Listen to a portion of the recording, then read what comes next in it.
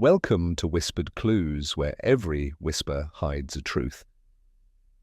Tonight we follow Sherlock Holmes into the letter that arrived without ink, a message unseen, yet deadly in intent. Where in the world are you joining us from?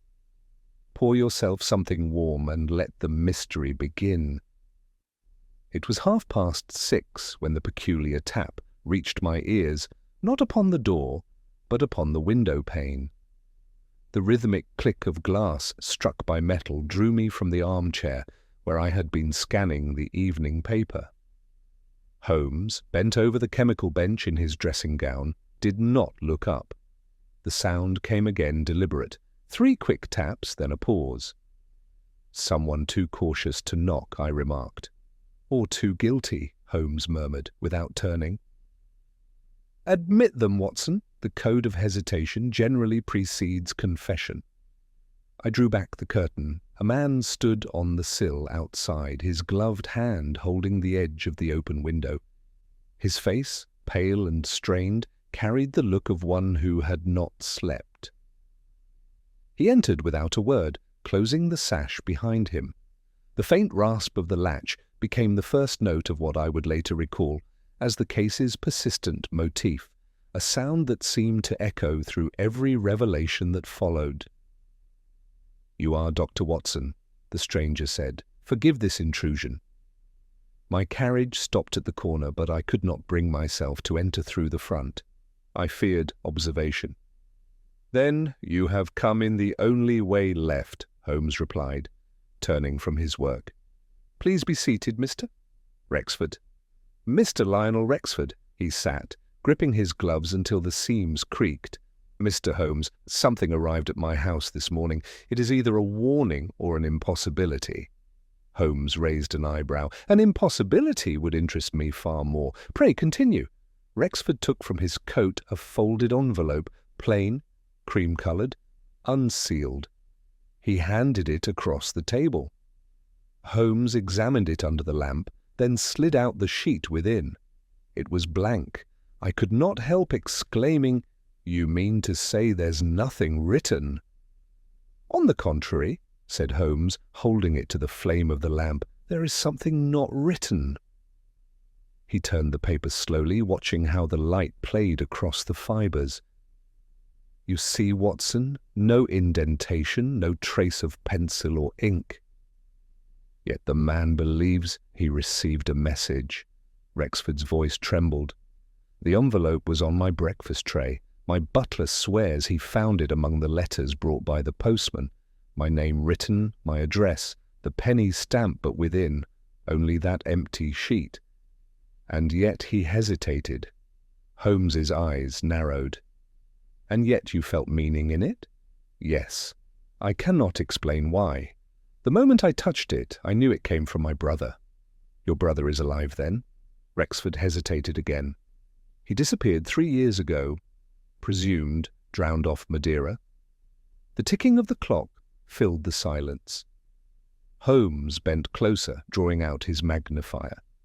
"Watson, listen. When truth hides, it leaves traces, not in what is seen, but in what resists sight. Observe the gum line uneven. Someone opened this after sealing, and here is the faintest outline of water damage, but isolated. Tell me, Mr. Rexford, were there any marks upon the envelope when you received it?" "Only this." He pointed to a faint ring, like the bottom of a glass. Holmes smiled slightly. "Ah, a circle without purpose, yet with cause.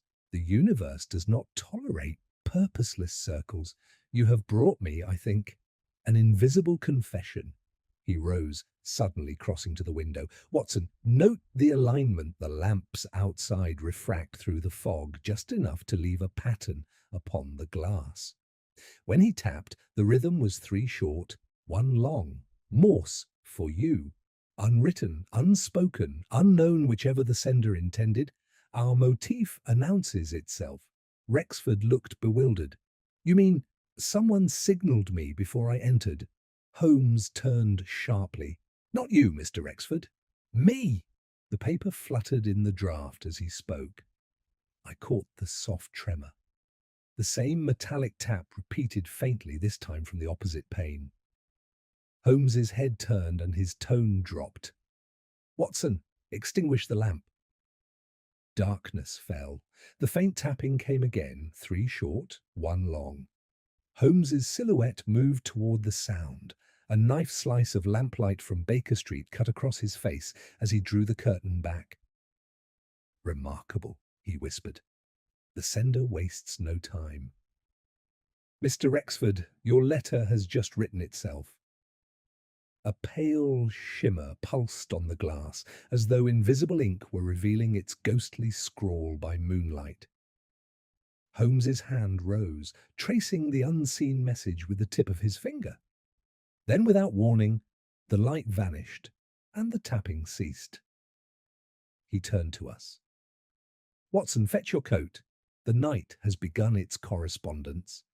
Holmes was already halfway through the window before I had reached the hat stand.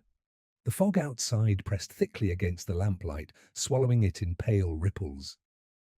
Rexford followed, muttering protests, but Holmes lifted a hand for silence. The faint metallic tapping came again, 3 quick, 1 drawn from the opposite side of Baker Street, where a figure in a long coat stood barely visible through the haze. "Stay back," Holmes murmured. "Our correspondent prefers distance." I heard the thin crunch of gravel underfoot as the figure shifted. The rhythmic tap this time came not from metal on glass, but from a cane, striking the pavement deliberately, patterned. Holmes's tone dropped. "Same sequence. He communicates by repetition. Every sound is an echo of intent." The man turned and began walking eastward toward Cavendish Square, never glancing behind. Holmes darted back inside, seized his Inverness cape, and motioned us after him. "Quickly, Watson, the letter's author has legs and lungs." Within moments, we were following through the swirling mist, our footsteps dampened by the thick air. The sound motif of the uneven rhythm of taps now became our guide, leading through side streets where the lamps guttered and the gas hissed faintly above. "Holmes," I whispered, "he's not running. No, which means he wishes to be followed." Rexford kept close behind, breath uneven. What could he want with me? My brother could not have survived the shipwreck.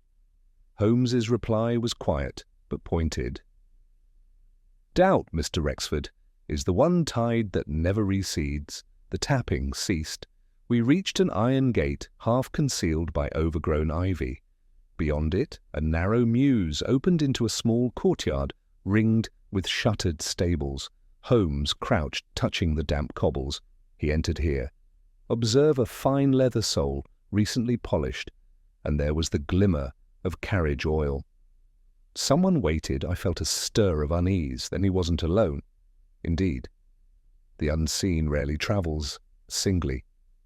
Holmes straightened, his gaze fixed on a faint shimmer ahead, a lamplight reflecting off something metallic.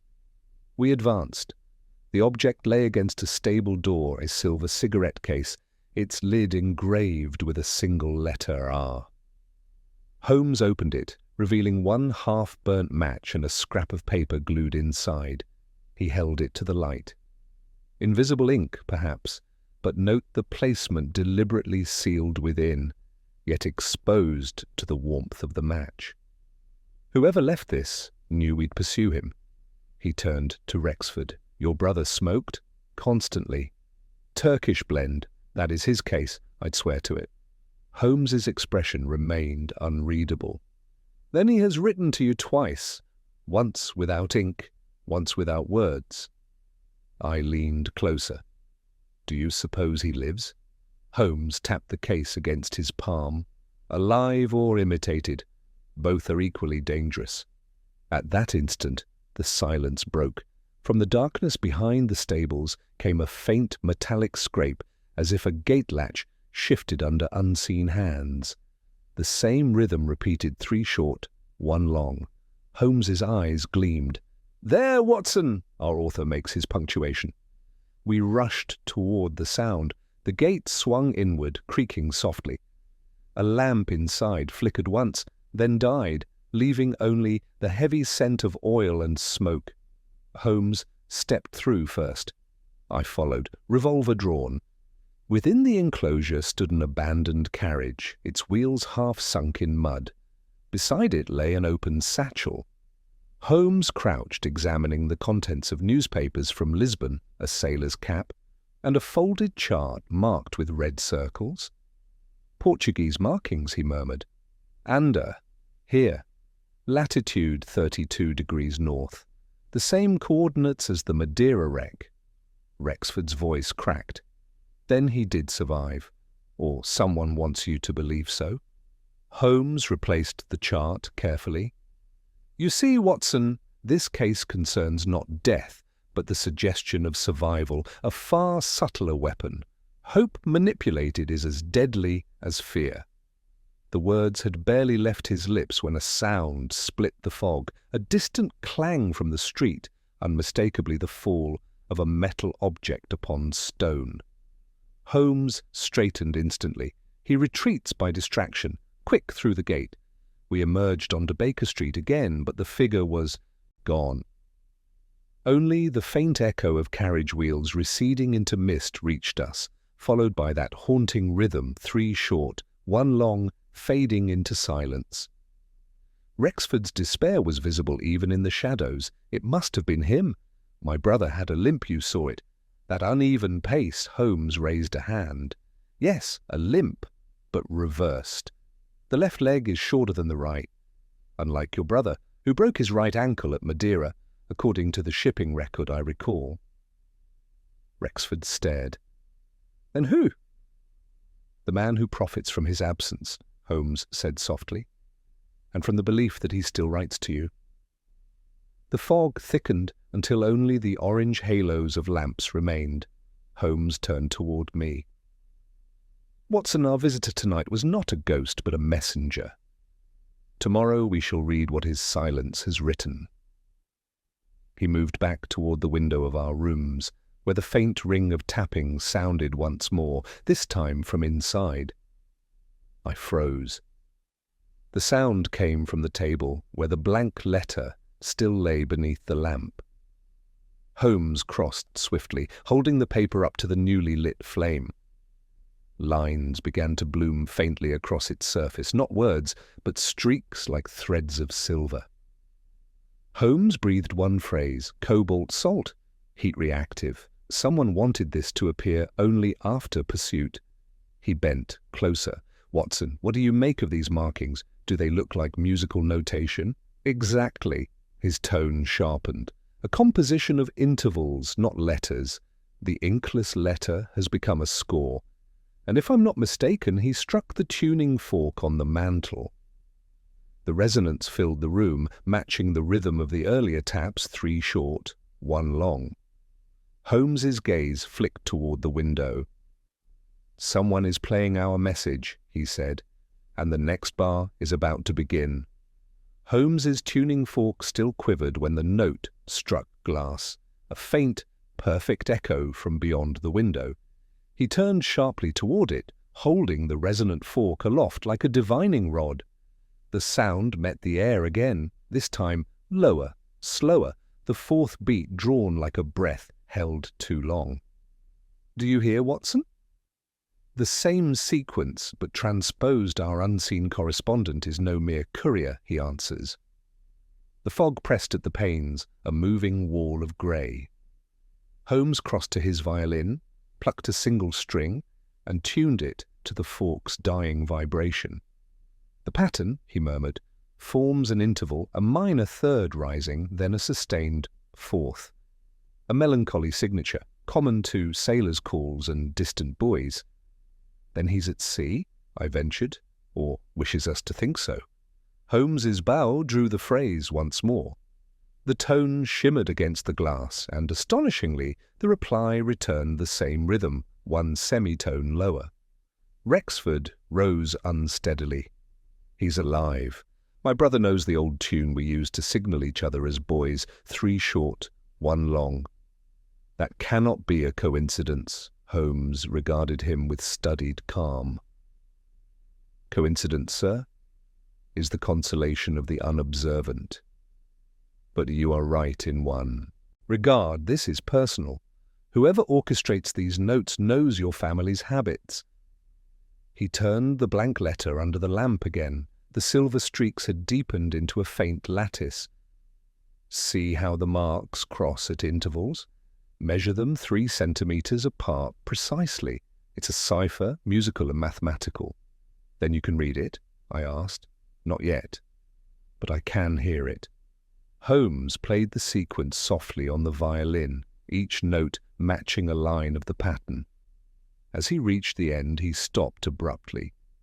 "Watson, listen to the rhythm." I frowned. "It repeats the Morse, 3 short, 1 long. Precisely, and each long interval corresponds to a rest. In the notation, silence encoded as meaning." He smiled faintly. "The message is built on absences, a language of pauses." Rexford pressed forward. "But what does it say?" Holmes lowered the violin. "That depends on who is meant to understand it. Your brother, Lionel, what was his profession?" "He managed our company's foreign trade, shipping routes, mainly to Madeira and the Canary Islands.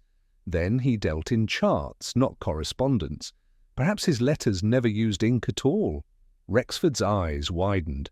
"Invisible codes, yes," he once boasted, that he could send an entire contract hidden in a ledger of figures. "Then the author imitates his style," Holmes said, "or is the man himself?" Before I could speak, a sharp rap came at the door. No cautious tapping now, but the authoritative knock of Scotland Yard. Lestrade entered, hat dripping, expression grave. "Evening, Mr. Holmes. Sorry to intrude, but we've a queer one in Marylebone.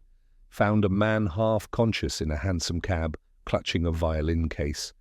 Said your name before he fainted." Holmes's eyes brightened. "Did he? Where is he now?" "St. Bartholomew's. Couldn't get a word more from him, save for some nonsense about a letter that sang." Holmes exchanged a quick glance with me. "Fetch your coat, Watson. Our music travels quickly." He turned to Rexford. "You will remain here, bolt the door, and if the tapping resumes, write down each interval exactly as you hear it." Rexford nodded, pale but resolute. Moments later, we were in a cab bound for the hospital. Lestrade huddled beside me, Holmes leaning forward like a man listening to a far-off melody. "Describe the fellow," Holmes said. "About 35. Foreign-look Portuguese, maybe. Hands burned as though from acid. Had this in his pocket." Lestrade handed over a small scrap of scorched paper. Holmes examined it in the swaying lamplight. "Cobalt stains again," he murmured. "The same compound that developed the letter. Watson, note the edges charred but not burnt through. This was meant to conceal, not destroy." I asked, "Could this be connected to Rexford's brother?" Holmes's voice dropped.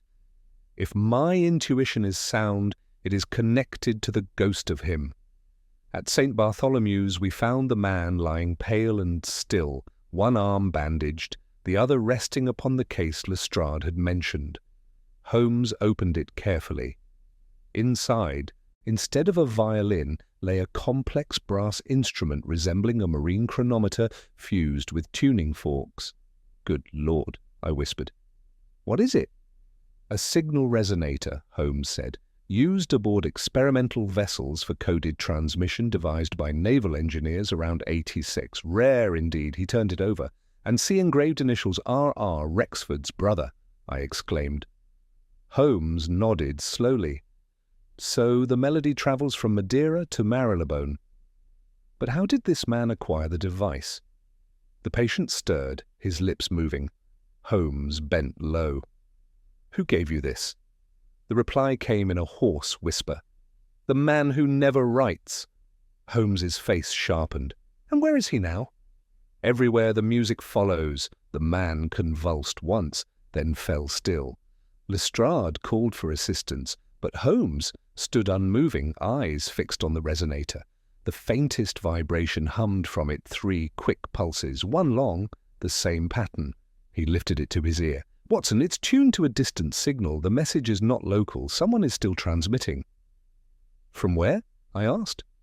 Holmes straightened. "From the river, by the sound of it."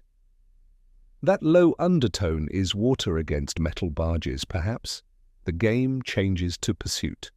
We turned to leave when the resonator gave one final piercing tone, so sharp it seemed to slice through the air. Nurses flinched. Holmes caught my arm.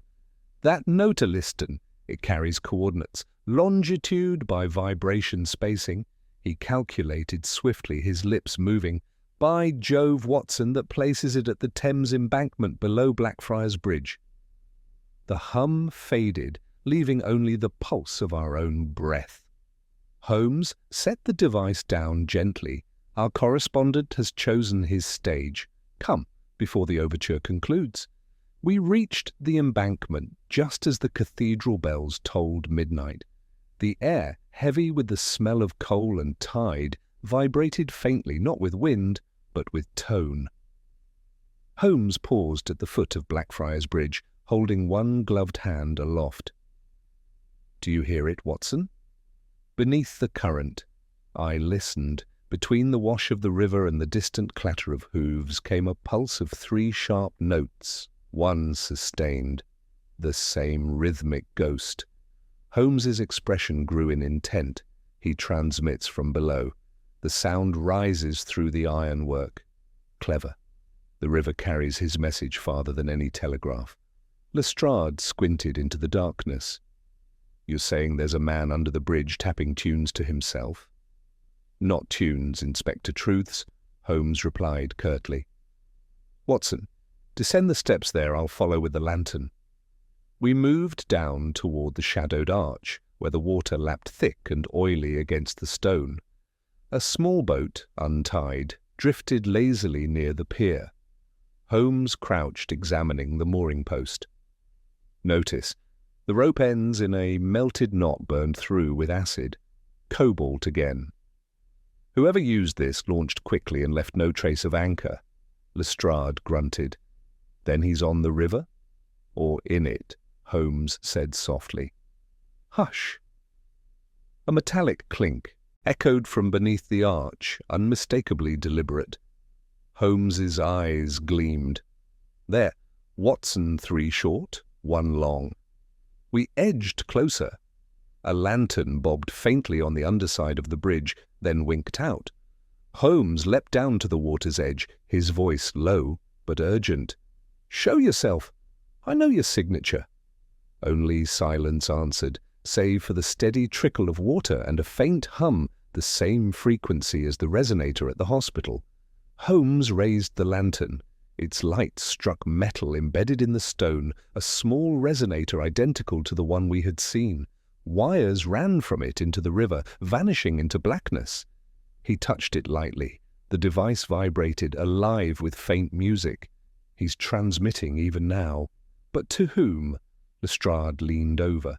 "Looks like another one downstream, see that glint?" Holmes nodded. "A network, a chain of instruments under the bridge. The Thames hums like a wire.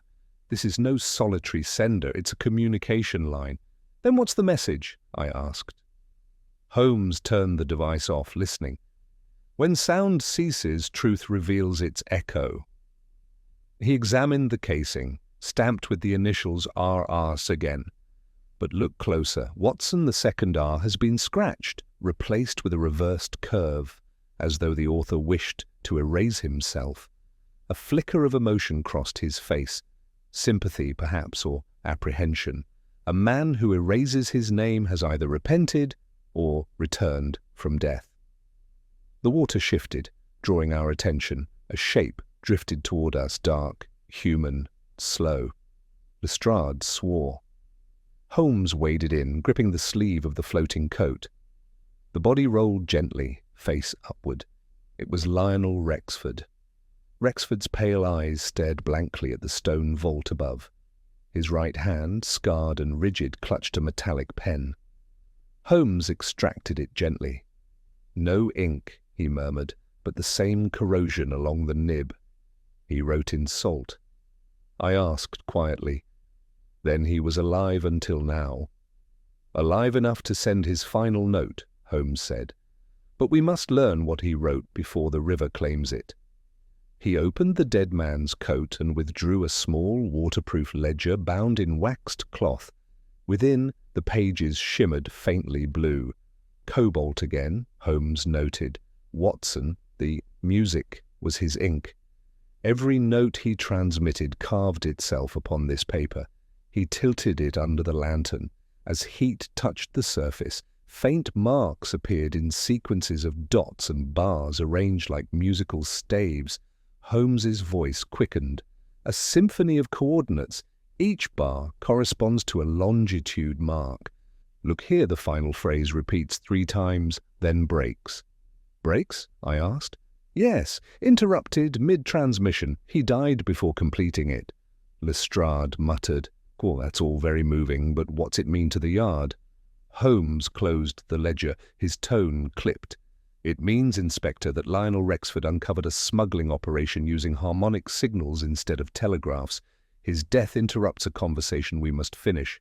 The sound motif stirred again, faint, distant now from upriver. Holmes stiffened. They're still speaking. The next note awaits a reply. He sprang into motion, securing the ledger in his coat. Up the stairs, quickly. We'll take a cab along the north bank. The sound travels east toward the warehouses at St. Saviour's Dock. We climbed, the river's hum following us like a living thing. At street level, Holmes signalled a passing hansom. Driver, Tooley Street, double fare if we arrive, before the quarter hour. As we lurched forward, the rhythm returned, 3 short, 1 long, not from the river this time, but from inside the cab. Holmes lifted the seat cushion with another resonator, smaller, humming faintly. Lestrade cursed. Good Lord, they're listening to us. Holmes pressed his ear close, calculating. The device repeats the last message, but reversed. A reply sent to us. Watson, note the pitch, half a tone lower than before a morning key. Whoever sent this knows Lionel is dead. He adjusted a small dial on the casing, and the hum modulated into words distorted but intelligible. The ink is gone. The voice remains. Holmes's eyes narrowed. He's taunting us or warning us. Either way, we are expected to. The cab clattered through the fog, wheels hissing over wet stones. As we neared the wharf, a deep clang rolled across the river, the sound of a buoy striking metal, echoing the same 4-note rhythm that had haunted us since the night began. Holmes's hand closed on the resonator. There is the next bar of the composition, Watson. And unless I am mistaken, it will be played in blood. The cab had scarcely halted before Holmes leapt down, the river's metallic clang still reverberating in the fog. This way, Watson. The rhythm travels eastward, listening to the undertone. The air quivered with that same mournful pattern, 3 brief, 1 drawn, carried now not by water, but through the iron ribs of the bridge and the hollow of the dock gates. Holmes's stride quickened until we stood before a row of derelict warehouses, their windows blind with soot. Lestrade followed, revolver drawn. If there's trouble in there, I'll fetch men from the Yard. Holmes shook his head. Too slow. They communicate by sound with a single delay, and the composition shifts keys. We must enter now. He pressed his palm against a door half rotted at the hinges. The faintest hum pulsed from within. He smiled grimly. In tune, they're waiting. Inside, the darkness was alive with resonance. I heard the soft dripping of condensation from the beams, and beneath the rhythmic clink of metal against glass. Holmes raised the lantern, and its circle revealed dozens of small resonators suspended by wires from the ceiling, each quivering with faint vibration. Good Lord, I breathed. An orchestra of ghosts. An orchestra, Holmes echoed, or a telegraph choir. Each tuned to a frequency of deceit. Lestrade muttered, I'll have this place sealed. Not yet. Holmes's gaze darted to a table strewn with ledgers and half-burned notes. He touched one page, cobalt shimmered under the light. Observe, Watson, the inkless correspondence reproduced mechanically. They've converted sound to print through vibration, Every message from Madeira, every order disguised as music. And Rexford's brother uncovered this? I asked. Precisely. He decoded the melody, then tried to warn us before they silenced him. Holmes lifted a metal plate marked with circles. These are shipping manifests encrypted through rhythm rather than word. Smuggled goods hidden in musical scales. Ingenious. A sound cut through the air, the unmistakable creak of a floorboard above. Holmes froze, finger to lips. Another step followed light, deliberate. He whispered, "One man, possibly two. Stay close." The next moment, a voice descended from the shadows. "You're trespassing, Mr. Holmes." A figure emerged on the landing, a tall man in a sailor's coat, face obscured by the brim of his hat. In his hand he held a revolver, fitted with a curious attachment, a small tuning fork mounted to its barrel. Holmes regarded him coolly. A weapon that sings. How very modern. "Step away from the table," the man ordered. "You've heard too much." Holmes's voice remained even. "I've heard only silence where there should have been conscience." "You engineered the signal network." The man smiled faintly. "You might say I conducted it," Lestrade growled. "Drop that gun," but Holmes's hand cut him short. His tone turned almost conversational. "Then you are Mr. Raines, late of the Admiralty's Acoustic Division, dismissed for private experimentation, were you not?" The gunman's grip tightened. "You seem well informed." "I make a study of sound," Holmes said, "and of men who believe it can replace morality." Raines's expression hardened. "Morality is silence. Mr. Holmes' noise belongs to those who rule. I merely tuned the world to my frequency." The words had barely left his mouth when a low vibration filled the room. The suspended resonators began to hum together, their combined pitch rising into a dreadful harmony that made the air itself tremble. The glass panes shook in their frames. Holmes whispered, "He's activating them." The explosion that followed was not of fire but of sound and invisible waves that threw us to the floor.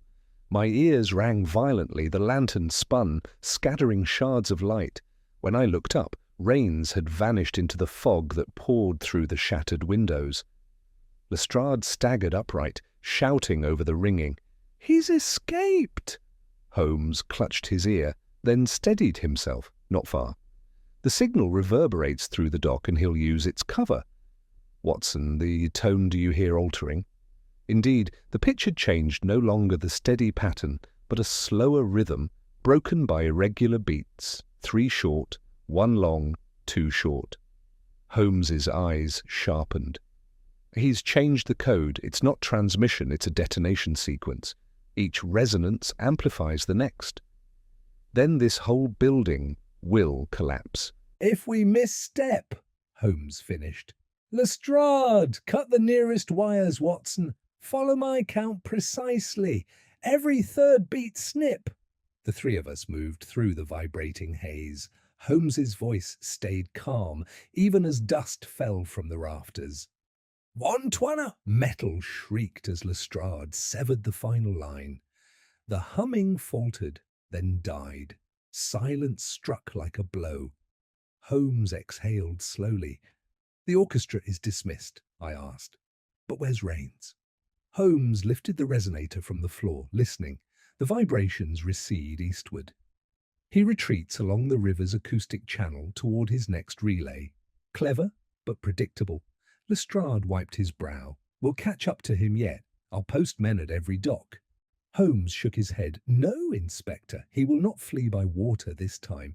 His melody has turned inward. A man like Raines hides in the echo of his own work, where the sound returns to him. He'll seek silence." I frowned. "Meaning?" "Meaning," Holmes said quietly, "he will return to the source, the only place still unvisited. Rexford's house." Lestrade stared. "To silence the brothers' evidence? To silence the silence itself," Holmes replied. "He cannot bear the unfinished chord." Holmes turned toward the open door. Outside, the wind carried a faint metallic rhythm across the river, three quick, one long, fading into the distance. He stopped listening. "Watson," he said softly, "that is no retreat. It's an invitation." Holmes was already signalling a cab before Lestrade could issue another order. "To Rexford's residence," he commanded, climbing in with the same velocity of thought that had driven him since the first tap upon our window. The echo of the river motif still pulsed in the distance, faint but rhythmic, as if following the cab's wheels along the stones. "Holmes," I said, "you're convinced Rains means to return there yet. Why announce it by sound?" "Because," Holmes replied, "he cannot resist a duet. Each man of genius seeks an audience, even at his ruin. He calls us to bear witness," Lestrade muttered darkly. "If he's as clever as that, he'll have an ambush waiting." "Undoubtedly," Holmes said, "but his composition has a flaw. He repeats his themes. Predictability is the vanity of intellect." Within 20 minutes, the cab pulled up in front of the Rexford house in Wimpole Street. The building loomed silent, its upper windows reflecting the fog-dimmed lamps like closed eyes. Yet even in that stillness, the sound motif persisted, a low, metallic vibration that seemed to emanate from the very bricks. Holmes raised a hand for quiet. He's inside. The house itself hums to his frequency. We entered cautiously. The hall stood dark, save for the faintest glimmer beneath the library door. Holmes motioned for Lestrade to remain at the stairs. He and I approached the glow. The nearer we came, the clearer the rhythm grew, three quick, one long, vibrating through the floorboards. Holmes pushed the door open. The library was transformed. Every mirror, decanter, and clock had been reconfigured into some resonant device. At the room's centre stood the resonator we had seen before, but magnified tenfold, a brass sphere pulsing faintly with blue light. And beside it, tuning a smaller mechanism with surgical care, was Rains. He did not turn. "You kept good time, Mr. Holmes. The piece is nearly finished." Holmes advanced, voice low. "You murdered Lionel Rexford." Rains smiled without looking up. "Murder? No, I completed him." He built the first voice that could travel without words. I merely gave it purpose. "You exploited his design for contraband," Holmes said. "You used sound to mask the movement of goods along the river, and when he tried to stop you, you silenced him with his own invention." "Silence is relative," Rains murmured. "He still speaks through the network. The river repeats his name every night. That is immortality." Holmes's tone sharpened. "Then tonight that voice will end." Rains straightened, his eyes alight with a strange reverence. "No, Mr. Holmes. Tonight the world learns to hear what has no ink, no paper, no boundaries. The invisible correspondence of power." He pressed a switch. The sphere erupted with vibration, every surface in the room trembling. The air thickened with a humming pressure that made speech difficult. Glass chimed in resonance, and the sound motif expanded until it was almost orchestral, the same sequence repeating endlessly, three short, one long, three short, one long.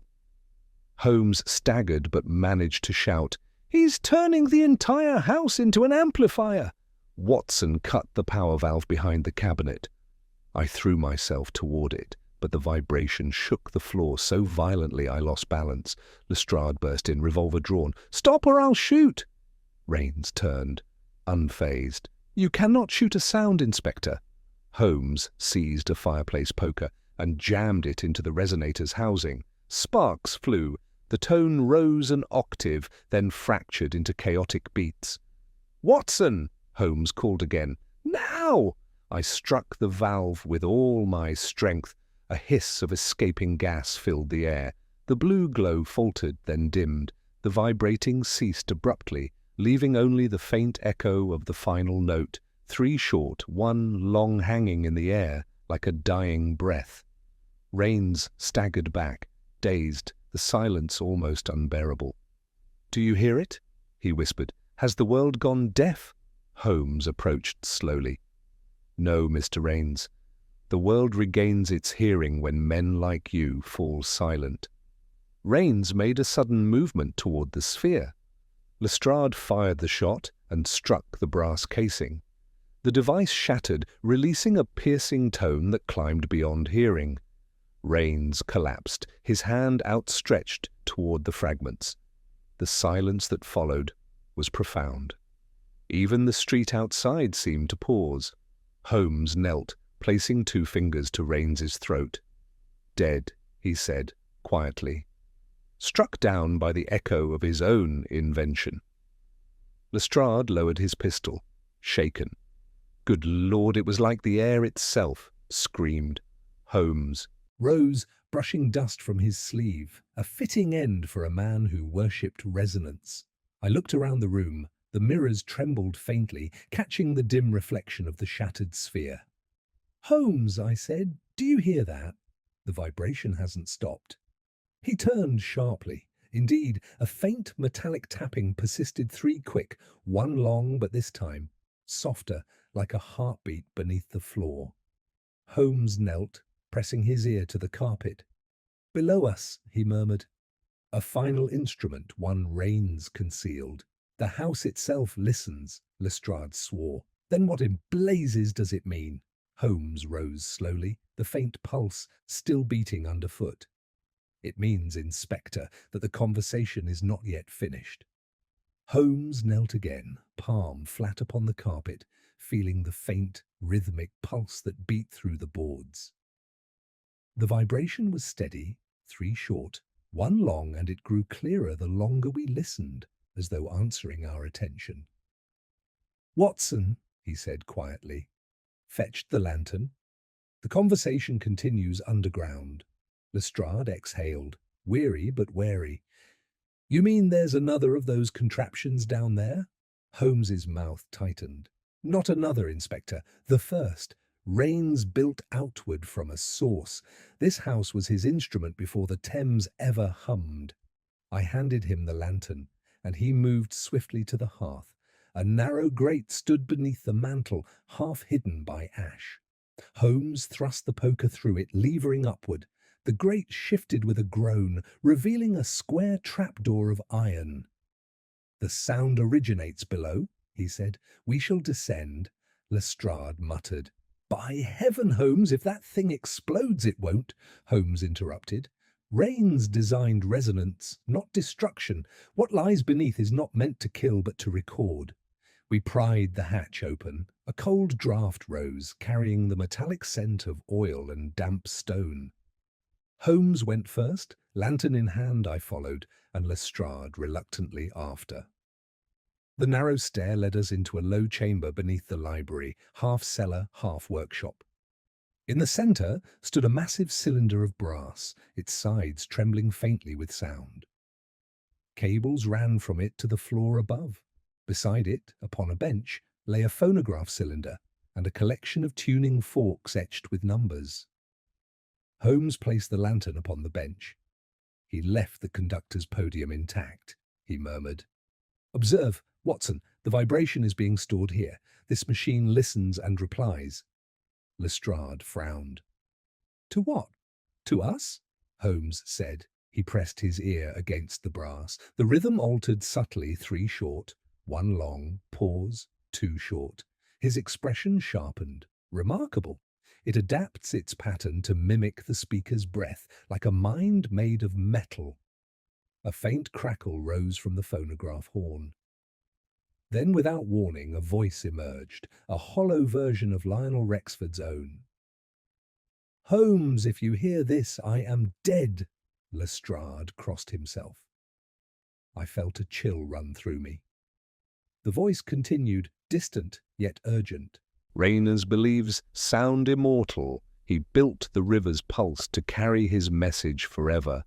But the true invention was never his, it was mine. I wished to preserve memory through vibration, not crime. Destroy the source, Holmes. The code cannot die while the house still hums." The recording ended with the familiar pattern of 3 short taps, 1 lengthened silence. Holmes stepped back, eyes bright with revelation. "Watson, do you understand?" Lionel recorded his warning using the same principle that transmitted messages through the river. His letter without ink was merely the overture. This phonograph is the letter's body. And Raines hijacked it, I said. Precisely. He turned art into arithmetic, soul into profit, but now we may turn his music against him. Lestrade looked dubious. "And how do we do that?" "By finishing Lionel's work," Holmes replied. He picked up one of the numbered tuning forks. Each corresponds to a frequency in the network. If we strike them in the correct sequence, the remaining resonators along the Thames will harmonize and collapse. The vibration will cancel itself out. "Or amplify," Lestrade warned. Holmes's lips curved faintly. "Then let us hope, Inspector, that science remains merciful." He motioned for silence, then struck the first fork. A clear tone filled the air, delicate yet commanding. He followed it with the second, half a tone higher.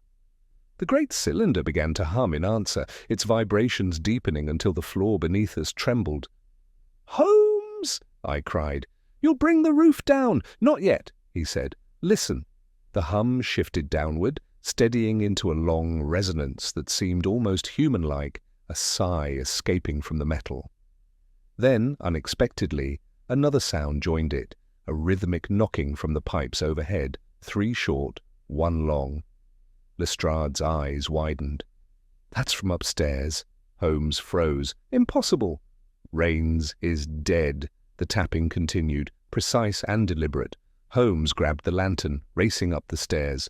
We followed close behind, bursting back into the ruined library. The mirrors were shaking again. Across the shattered glass of one, words began to appear, not written, but vibrated into the dust. The voice remains. Holmes's jaw set. The system is autonomous now. It no longer needs its creator. Lestrade backed away. "Then how do we stop it?" Holmes looked around, eyes darting from one trembling surface to another. "By giving it what it wants a reply." He seized the tuning fork again, struck it sharply, and held it aloft. The tone cut through the room. Every mirror stilled at once. The faint echo of Lionel Rexford's voice returned, thin but distinct, and where it began. Holmes turned slowly toward me. "Watson, he means the first instrument, the window." The case began with a tap on glass. We stood silent as the same sound repeated from beyond the pane, 3 short, 1 long. Holmes whispered, "The house invites us to its first note again." Holmes crossed to the window without hesitation, the lantern's flame flickering against the pane that had first admitted our visitor through glass. The faint, rhythmic tapping continued, 3 quick, 1 drawn as if the night itself insisted upon our attention. He leaned close, eyes reflecting the vibration. "Watson," he said softly, "this was never mere coincidence. The sound itself was the medium." The first message came through this very glass. The house began the correspondence the moment Rexford's brother died. Lestrade frowned. "You mean the thing's alive?" "Insofar as a structure can think through resonance, yes," Holmes replied. "Each vibration leaves a memory. Raines only awakened what Lionel built to preserve his brother's voice, but the mechanism cannot distinguish the creator from the echo." I asked, "Then what happens if we answer it?" "Either peace," he murmured, "or perfect repetition." The pane trembled again, brighter now as the moonlight struck it. Across its surface, condensation formed lines like spectral writing. Holmes traced them with a finger. "The same phrase," he whispered. "The voice remains. But not each word vibrates at a different frequency." He turned sharply to Lestrade. "Fetch me the tuning forks from below." While the inspector hurried off, Holmes tapped the window lightly with his violin bow. Each contact produced a tone C, D, then a long flat. 3 short, 1 long, he said, half to himself. The code resolves to E minor, the key of lament. Lionel was a sentimentalist even in science. When Lestrade returned, breathless and carrying the numbered forks, Holmes took 3 and struck them in succession. The window responded like a living thing. Waves rippled across the glass, illuminating faint geometric patterns beneath the surface. Holmes's expression hardened. "There is your answer, Watson. The letter was not written upon paper but upon architecture. This sight is the message. I could scarcely comprehend it. Then destroying the machine below will do nothing." Precisely. The resonance has propagated through the material of the building itself. We must instead complete the message. Lestrade stared. "Complete it? You're going to talk back to the walls?" Holmes smiled faintly. Better to converse with echoes than let them dictate. "Hand me fork 22. He struck it firmly and held it near the glass. The tone lingered, merged with the house's underlying hum, and for an instant the 2 frequencies became one. A faint image appeared upon the panel like a reflection not our own. It was Lionel Rexford. His face emerged in a vaporous silhouette, lips moving though no sound escaped. Holmes bent nearer, every muscle tense. He attempts to speak. The mechanism translates his memory through harmonic interference. The figure's lips formed words we could not hear, then faded. Only the rhythm remained, 3 short, 1 long, pause, 2 short. Holmes stepped back. A final bar, the end of his composition. If we reproduce it, the sequence may conclude his message is fulfilled. Lestrade hesitated.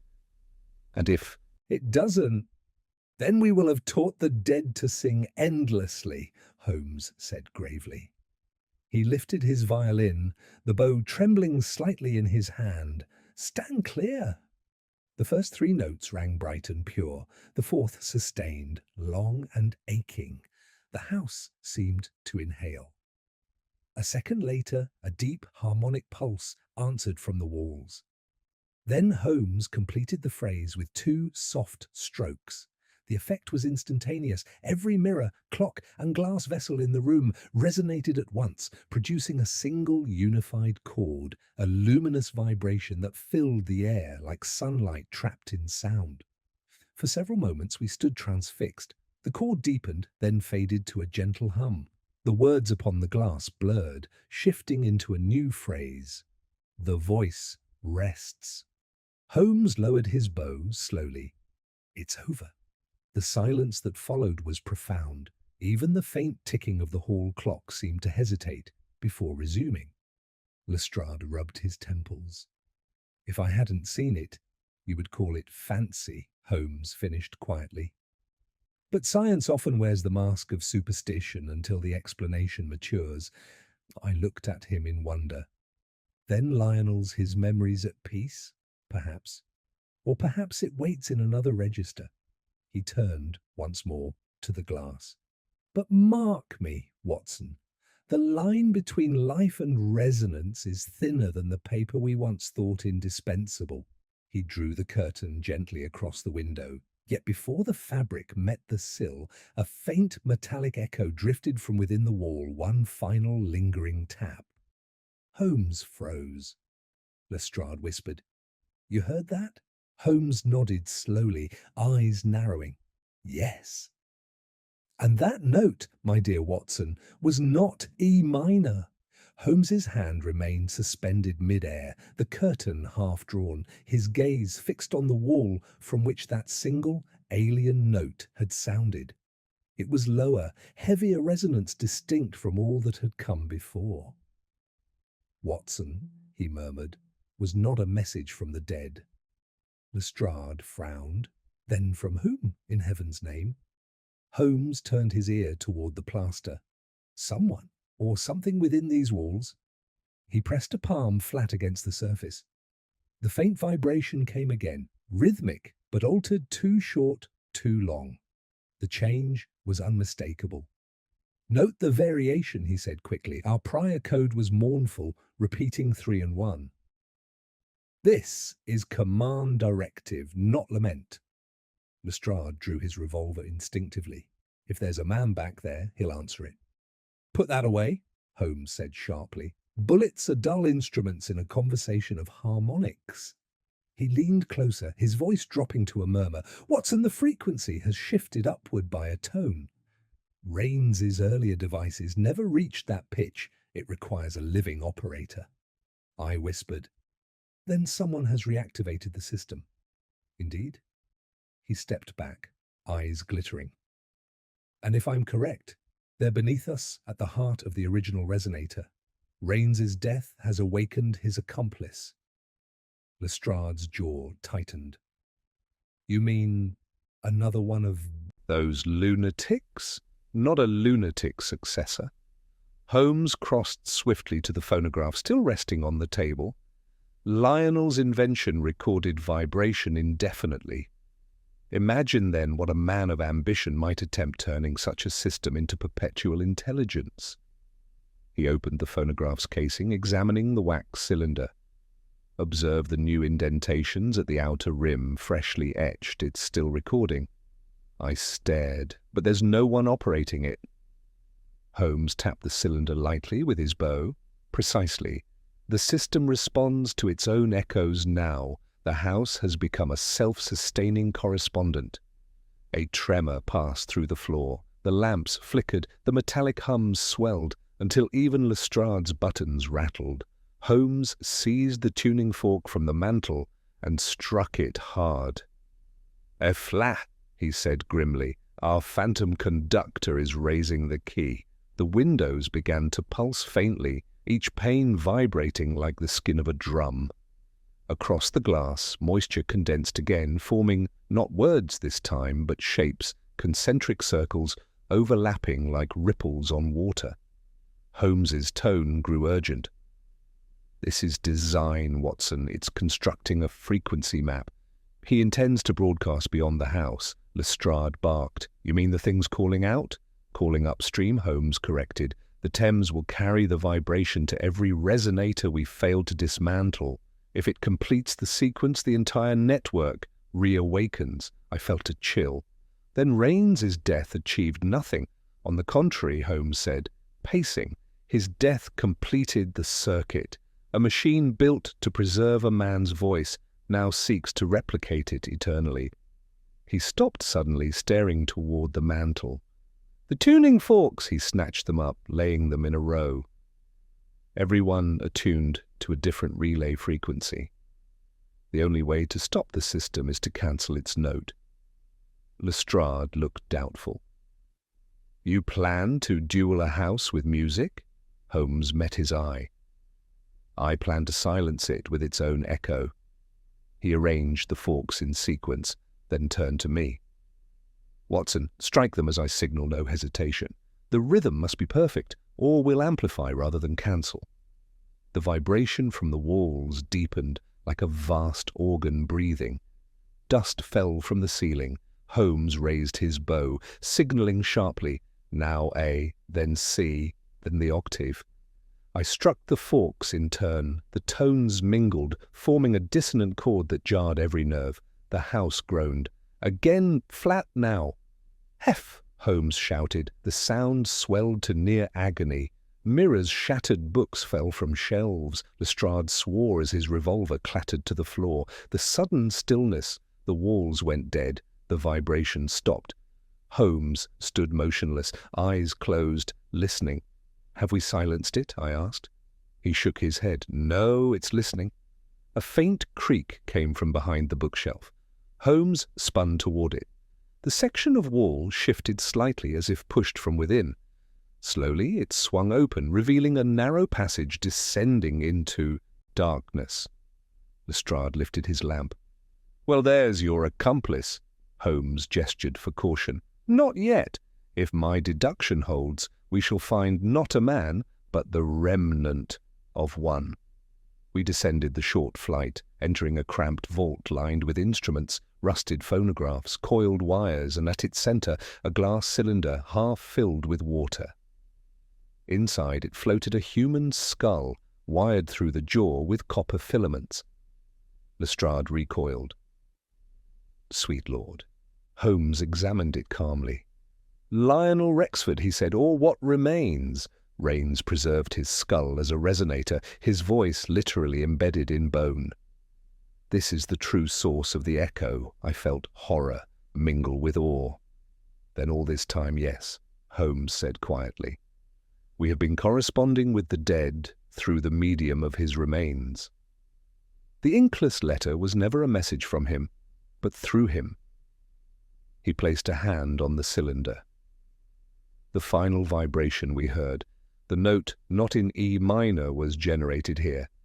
It is no ghostly will, Watson. It is the physical sympathy of matter, remembering its sound. Lestrade rubbed his forehead. You'll forgive me if I find little comfort in that, Mr. Holmes. Holmes straightened. Then let us bring it peace at last. He drew his bow, pressed it gently to the glass, and played one long, pure note, sharp, clear as breath. The skull quivered, bubbles rose and burst silently on the surface. The vibration faded. The house fell utterly quiet. Holmes turned to us. Gentlemen, the letter has at last ceased writing itself. But even as he spoke, the lantern dimmed. From deep within the wall came a slow, deliberate tone, then two, then silence. Holmes's eyes met mine. The cadence has changed. Holmes's eyes remained fixed on the wall as the second deliberate tap faded into the gloom. The house held its breath. Even the lantern flames seemed suspended in unease. Watson, he said quietly, that there was no echo. The pattern has reversed its logic. One short, two long answering cadence. I frowned. But to what question? He touched the glass cylinder gently. To mine. I played F sharp, the note of closure. The house replies in refusal. Lestrade shifted restlessly. Holmes, we've destroyed their devices, the smuggler's dead, and the skull can't possibly. Holmes raised a hand for silence. You still think in mechanical terms, Inspector. This was never only a machine. It is continuity, the persistence of vibration, matter remembering purpose. The tapping resumed, fainter now, one short, two long, pause, one short. Holmes's brow furrowed. It's incomplete, he murmured. A question unresolved. Rexford's system sought harmony, not chaos.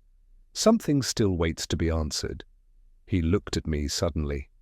Watson, what was the final phrase Lionel's recording gave us? End it where it began, I recalled. Holmes nodded, slowly. Yes. And where did it truly begin? Not the window, not the house, but the mind that conceived it.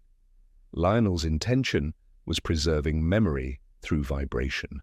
Rains corrupted it into control. The invention itself cannot discern morality. It must be taught. Lestrade blinked. You mean to talk to it again? Precisely, Holmes said, but this time with understanding instead of interference.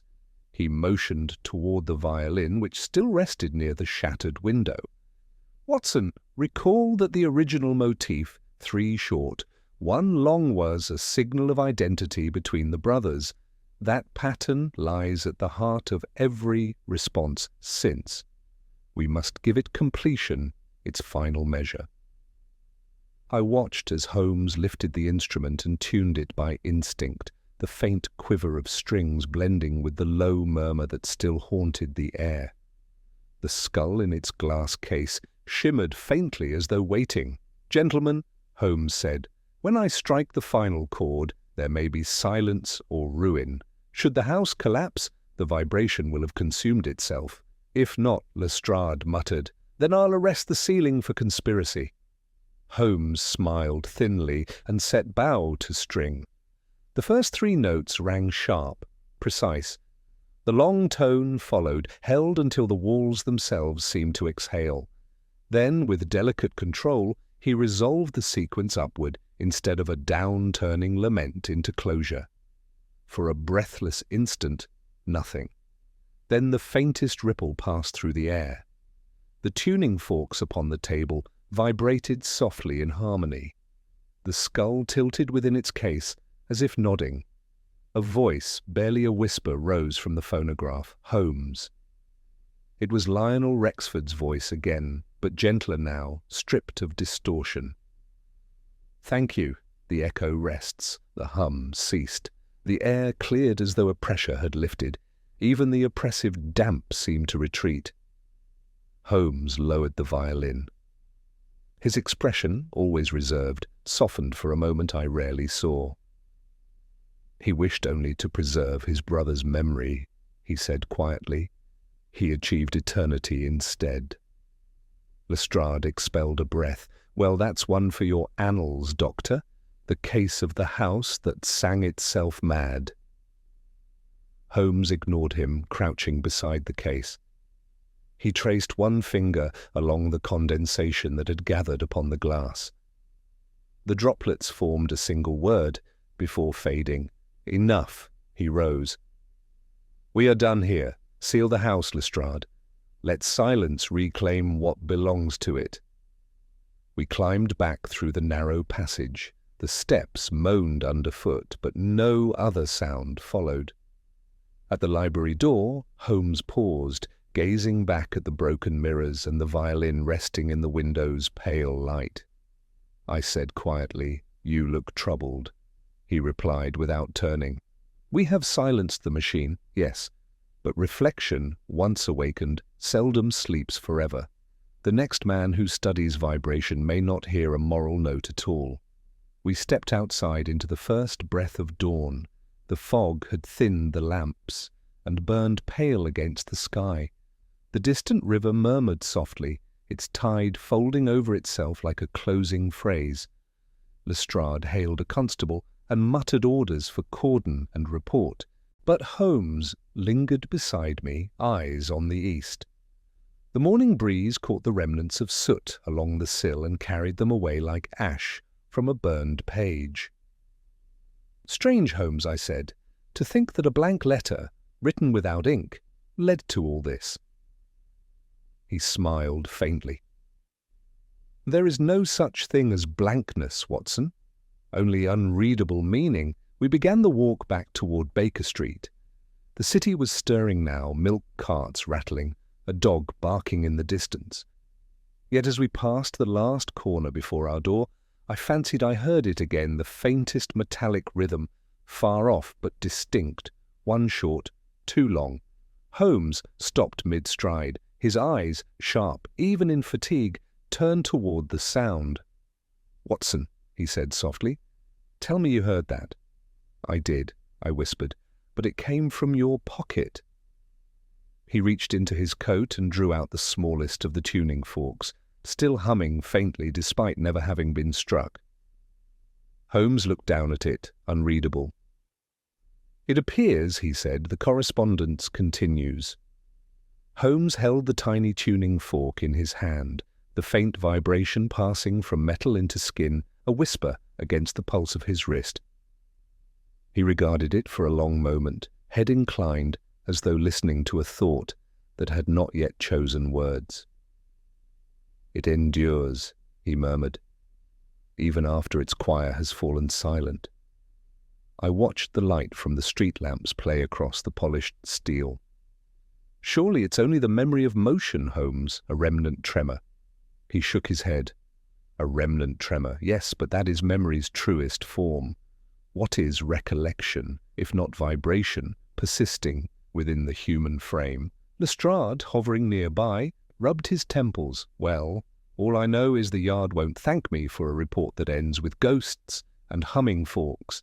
Holmes smiled faintly. "Then omit the music, Inspector, but not the moral.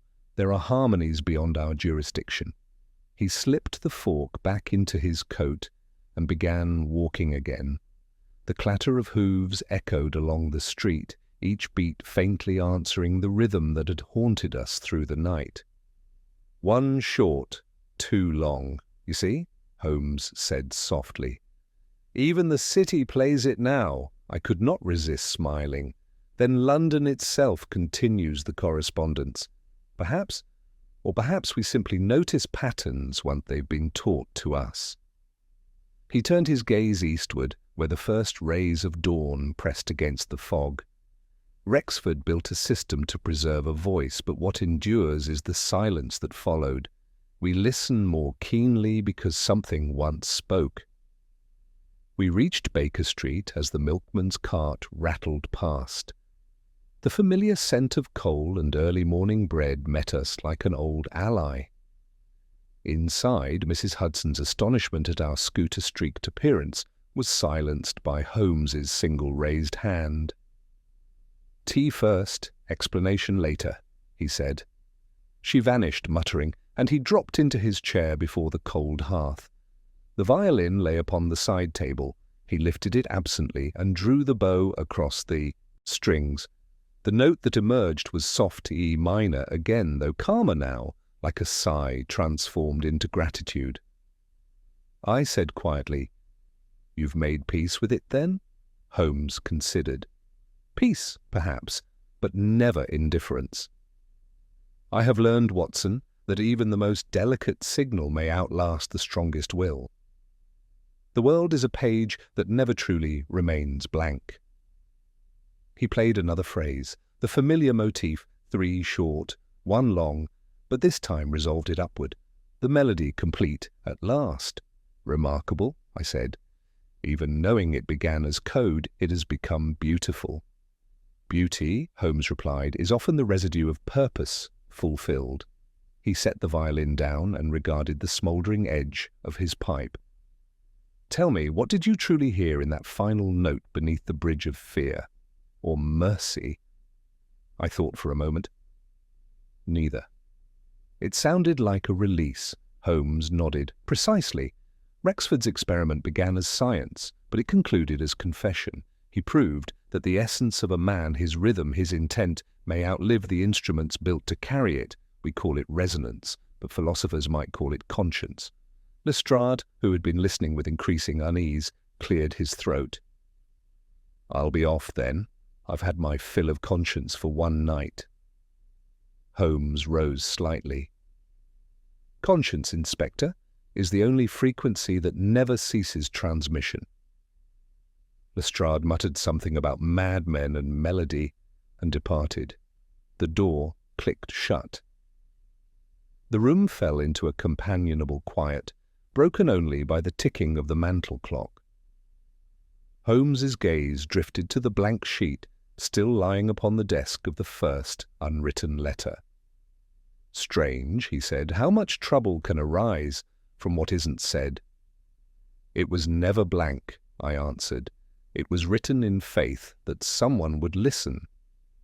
He gave me a rare, approving glance, spoken like a physician of the soul. The clock chimed softly. Outside, a milk vendor called his wares, and the first newspaper boy's cry echoed down the street. Holmes leaned back, exhaling a thin plume of smoke. "Watson," he said after a pause, "when a note fades, it does not vanish. It disperses, divided among the particles of air, waiting to be found by those who remember its key. That, I think, is how truth behaves." He gestured toward the violin. "If ever I am gone and the world feels quiet, strike this note again, 3 short, 1 long. It will mean I have merely shifted octave." I smiled. "And I, my dear Holmes, shall answer in kind." The fog outside brightened to a pale gold as the sun broke through, casting long bars of light across the sitting-room floor. The air was utterly still until, faintly, somewhere beyond Baker Street, a metallic sound drifted through the morning din. 3 short, 1 long. Holmes looked up from his chair, his eyes alight not with surprise, but with calm understanding. "Ah," he said softly, "London remembers."